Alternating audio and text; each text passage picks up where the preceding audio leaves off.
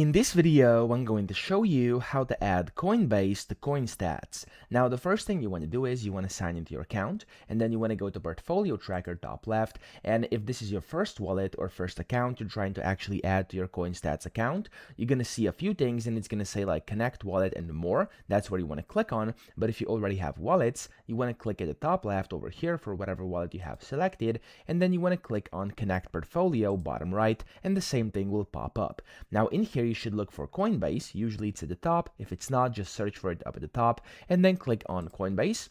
And from here you have three options. You could do the OAuth, which is the quickest and easiest way. You could do the API sync, where you'll need the API key and the API secret. You can see over here on the right how to actually get this, or a CSV file. So if you have like an exported CSV file you've gotten from your Coinbase account, you could also paste or basically drag and drop this in here, and you'll be able to continue from here. So the easiest and quickest one is going to be the OAuth. Just click on Connect over here.